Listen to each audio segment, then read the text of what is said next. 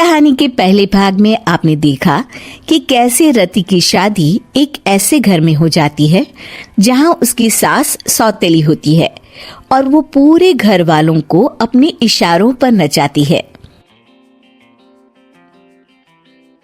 रति छत से सूखे कपड़े उतार कर ले जा रही थी कि तभी उसकी नजर लक्ष्मी पर पड़ती है, जो किसी तरह चोरी से सुनील की अलमारी खोलने की कोशिश कर रही होती है। अरे, ये माँ जी को क्या हो गया? चोरों जैसे क्यों आप मेरी अलमारी खोल रही हैं माँ जी? आपको क्या चाहिए मुझे बताइए। अरे वाह, क्या चाहिए मुझे बताइए। अरे मैं इस घर की मालकिन हूँ, पूरा घर मेरे इशारों पर नाचता है और तुम्हें बताऊं कि मुझे क्या चाहिए। हट यहाँ से। और वो उसे जोर से धक्का देती है।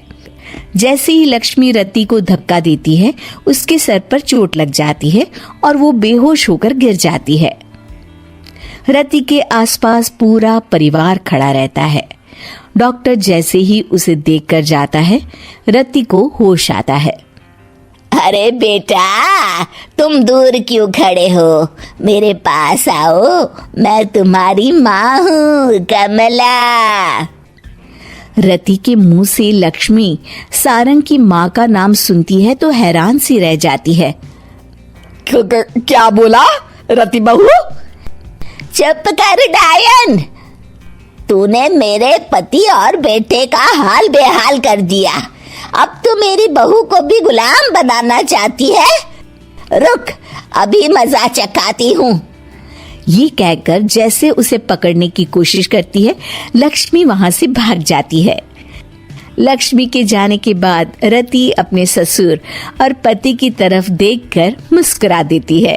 दोनों समझ जाते हैं कि ये रति की चाल है।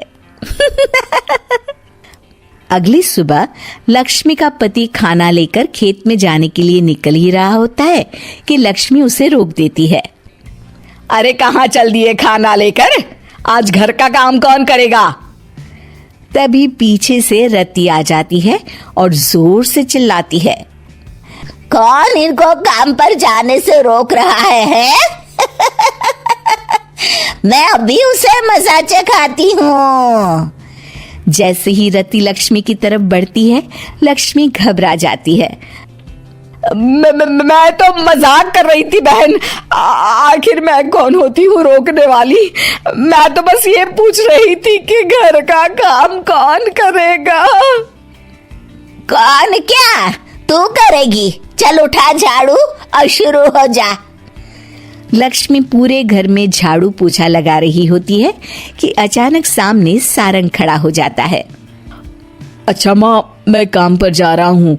रति के मामा की फैक्ट्री है, मैं वहां आज से मैनेजर के तौर पर काम करूंगा। सैलरी भी अच्छी है। अरे सारंग, तुझे क्या जरूरत पड़ गई काम करने की?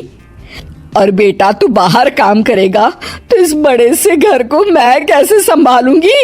अभी तो पूरा काम बाकी पड़ा है। तभी वहां रति आ जाती है। अरे बेटा सारंग, जा, नौकरी पे जा रहा है ना, जा। और हाँ, आते वक्त घर के लिए सब्जियां ले आना। ये लक्ष्मी बैठी बैठी मोटी हो रही है, जरा काम भी तो कर ले। सारंग के जाने के बाद, अच्छा लक्ष्मी, सुन जरा यहाँ। लक्ष्मी अपनी बहू रति को सारंग की पहली माँ जो मर गई है वो समझकर उसके पास जाती है। अरे बहन, ऐसा क्या हो गया जो तुम्हें वापस आना पड़ा?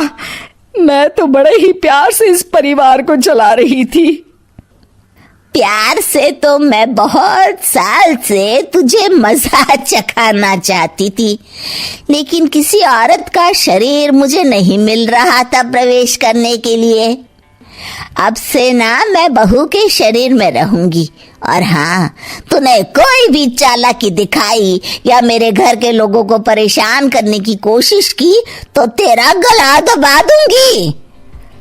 लक्ष्मी रति के मुंह से ये सुनकर डर जाती है और शाम को अपने बेटे और पति के सामने जाकर कहती है, तुम दोनों मुझे माफ कर दो। मैं अब तुम दोनों को कभी परेशान नहीं करूंगी। और बहू, तुम मेरी बेटी की तरह हो, बस अब बेटी की तरह ही बनकर रहना।